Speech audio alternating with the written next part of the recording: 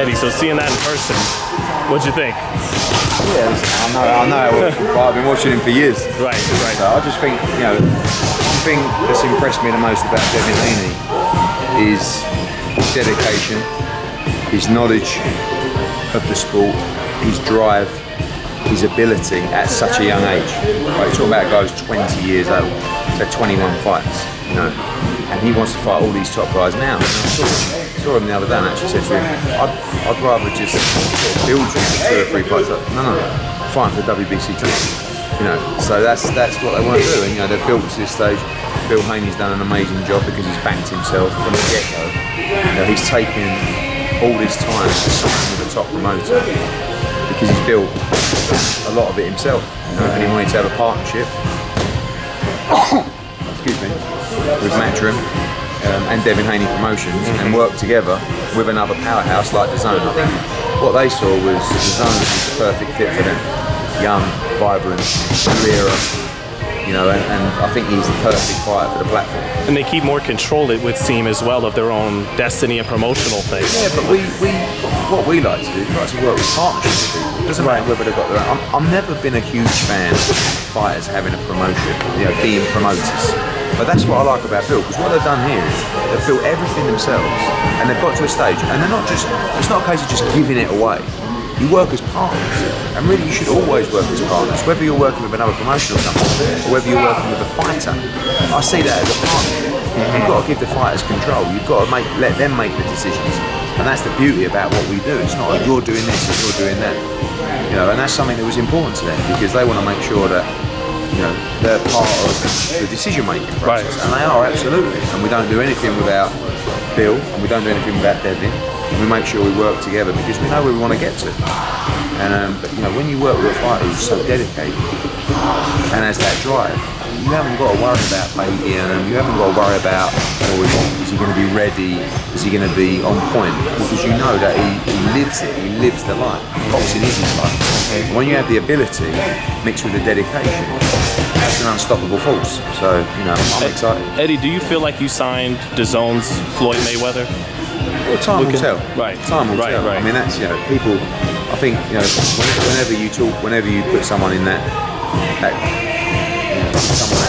label, that's huge amount of pressure. Right. Floyd was one of the best ever, or the best ever, as he says. And this isn't Floyd Mayweather, this is Devin Haney. Is this a guy who can become a multi-weight world champion? Yes. Commercially, can he hit the heights of Floyd Mayweather?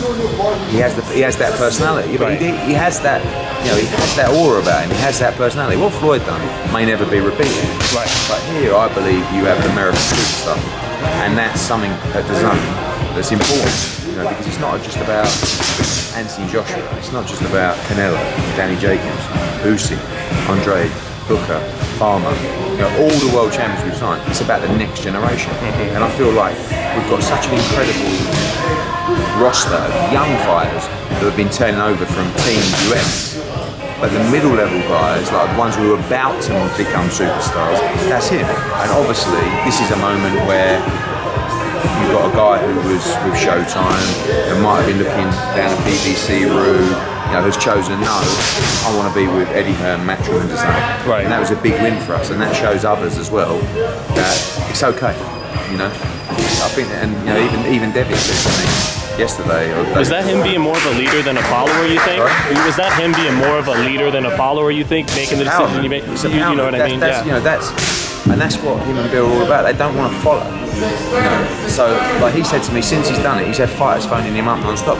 Wow, like you signed with Hearn, like what's he like? Like it's like, is the money real? Yeah, exactly. That's because people's heads get filled with rubbish. Right.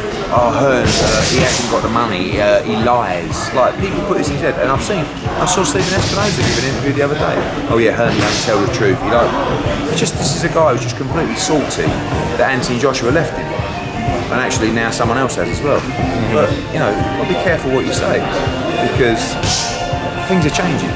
And I think people are starting to realise, and you talk about Canelo Jacobs this weekend, then you've got Joshua at the Garden on June 1, Golovkin, Usyk. We're not here playing games. We're not playing at this with DAZN. We're the real deal. And bringing him to the team is an exact example of where we're going. Well, obviously you're his promoter. You're going to think highly of him, but you also know boxing really well as a fan. Do you see with Devin that rare blend of natural talent and actual technical skill that can make him There's a lot that's going to be told over the next 2 years. Right. Chin, heart. Right. All these things that you can't teach.